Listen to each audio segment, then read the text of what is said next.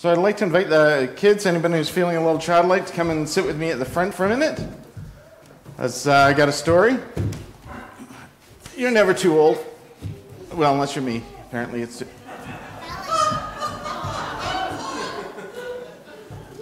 You're too old. You said never. Okay, fair enough. And there's a child in here. I know. Everybody like their extra hour of sleep last night? Did you know you had an extra hour of sleep last night? Did you use it by staying up an extra hour late? Yeah. Yeah. We forgot to say if there's any birthdays. Did we forget to say any birthdays? Birthday. There's a birthday today. Tuesday is her birthday. Whose birthday's on Tuesday? Who? I don't... Where's... I'm sorry, who is that? Where are they? She's not here. No, she's not here.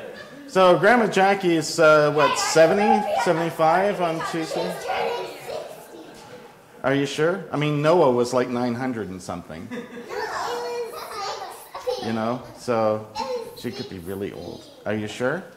Now that we've all established, in her absence, thank you all for helping me, that Jackie is 60 on Tuesday. Everyone make sure you remind Jackie that she's 60 on Tuesday. Any other birthdays? Andrea's 21 today. Anybody else? Anybody else? Excellent. Okay, we better sing the birthday song then. So we're going to sing the birthday song. In Bashaw we have a birthday song. In Ponoka, please feel free to sing Happy Birthday. I'm sure there are birthdays there as well. And because there's birthdays everywhere, right? So we better have a birthday song. Here we go. You ready? Happy birthday to you, oh happy birthday to you. May you feel Jesus near every day of the year.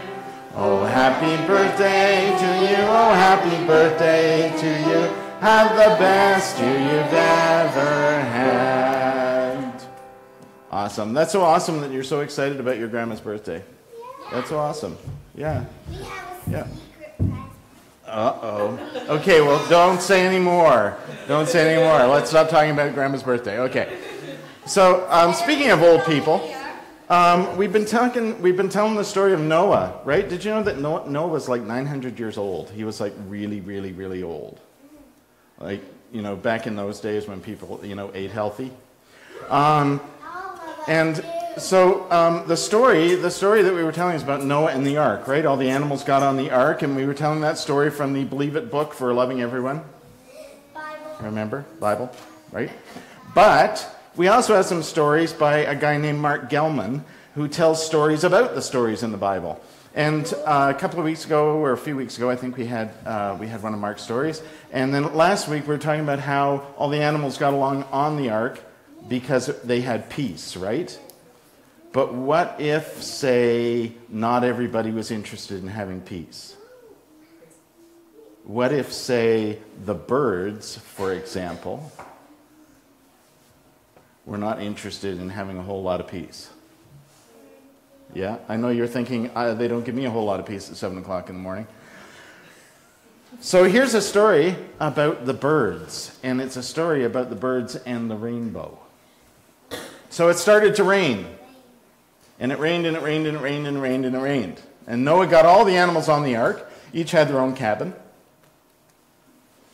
It was just in time, too. And the ark started to float with everyone who was supposed to be on it anyway, on board. Well, the birds didn't have their own cabins.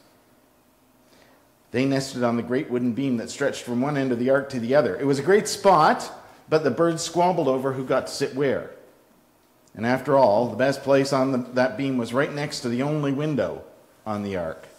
It was grabbed right away by the parrots, who would only allow the bright pink flamingos to sit next to them.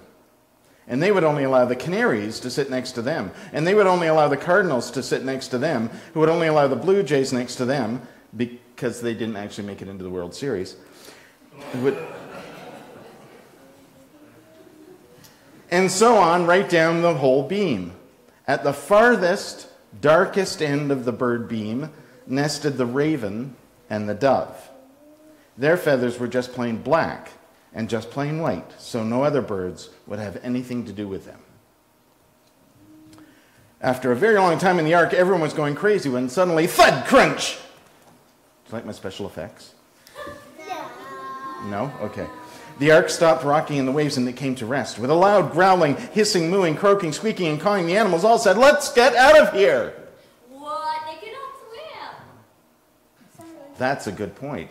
Because when they opened the window, there was a cold blast of wind howling in from the black sky, and all the animals turned to the neighbor and said, "You first." So Noah decided that a bird should go out and explore. So he asked the parrot next to the window, but the parrot just ruffled her feathers and squawked, "Don't be ridiculous. My feathers are much too beautiful to be messed up in that awful wind. Send the flamingo." The flamingo then stood up and sneered, "It's much too cold out there. Send the canary." And so it went right down the bird beam, with all the birds chirping the reasons why they could not fly outside the ark, until with a caw and a whoosh, the raven flew. I think the caw is what he said, whoosh was what he did. Do you think? Okay. The raven flew out the window and into the cold, windy night. Well, what about the dove? The dove was Oh, hang on. When the raven didn't return after several days, Noah asked the birds if one of them would go out and try to find the raven. But all the birds found new reasons why they couldn't go, except for the dove. The dove whooshed out the window to try and find her friend the raven in the black and windy sky. After a long flight, the dove found the raven perched in an olive tree on a tiny island in the great flood sea. After munching on a few fresh olives, the dove said, "Let's go back and tell our friends the birds that there's land out here." "Our friends?" laughed the raven. "Those birds don't care if we ever return. Why don't you just stay here with me, and no bird with colored feathers will ever make fun of us again." But the dove said, "I don't think that's fair. It's not fair for us to sit here munching olives while everyone else is cooped up in that ark. They should be forced to eat olives also." Hey, they did say something. And off she flew. Meanwhile, back at the ark, Noah stood. I need one of those Batman sound effects, you know, when they switch to the Batcave. For that? Okay. Meanwhile, back at the ark, Noah stood at the little window, staring out into the cold night for some sign of either the raven or the dove. The parrot kept pestering Noah, "Close the window! They're lost. We're cold and you're crazy." But Noah continued to stand at the open window, looking, listening, freezing, and sneezing. The dove was lost. Her white wings were dipping closer and closer to the churning black waves, and she felt that she couldn't flap her tired wings with even one more flap.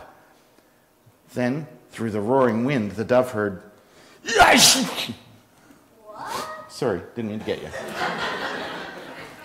Following the sound, she came to Noah's outstretched hand, and he brought her into the warm ark. When the dove reported that there was land out there, none of the other birds believed her. The next morning when they woke up, the dove was gone. Her little nest at the end of the bird beam was wet with tears. "I knew they wouldn't believe you," said the raven to the dove when she returned to the olive tree, which was now on the top of a hill on a large island in the great flood sea. "Stay with me and forget about them. Here, have an olive." "Bleh, I don't want an olive." Sorry, I added bleh.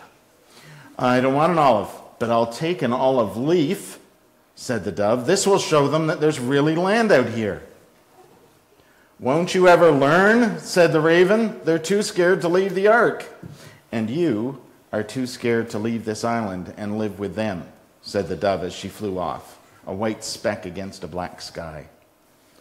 Soon the dove was lost at sea and straining her ears for Noah's "Hatch!" We covered that one. Or a flicker of light from the ark. But all the dove heard was wind and waves, wind and waves. Then suddenly up ahead, the dove saw something very strange. Rising out of the sea was a rainbow. Flying closer, she saw that the rainbow was fluttering in the wind, and it was chirping.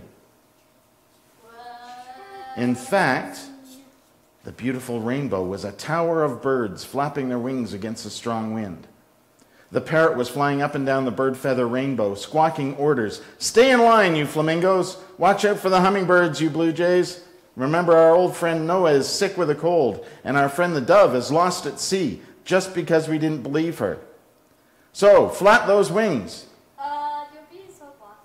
I know, but parrots are. The rainbow led the dove back to the ark. This whole time the cats are sitting on the ark thinking, we don't care. The rainbow led the dove back to the ark where she showed them the branch and told them about the raven. When the great doors of the ark finally swung open and all the animals were let out at last, they were greeted by a wonderful sight. A real rainbow was shining in the sky, stretching from the ark at one end to an olive tree on top of a mountain at the other. Who's the black? Expected black. That night, before all the birds flew off to their new homes in the new world, they nested together in the olive tree. And on the very top branch were the raven and the dove. The dove fell asleep quickly, but the raven busied himself by passing out olives to all his new friends with colored feathers. In the morning, all the birds were gone, but the rainbow remained. Cool story? Is the rainbow That's a cool still story. there? Yes, it is. Oh, yes. The rainbow's always there, right? The rainbow's always there to remind us how much God loves us and cares about us, right?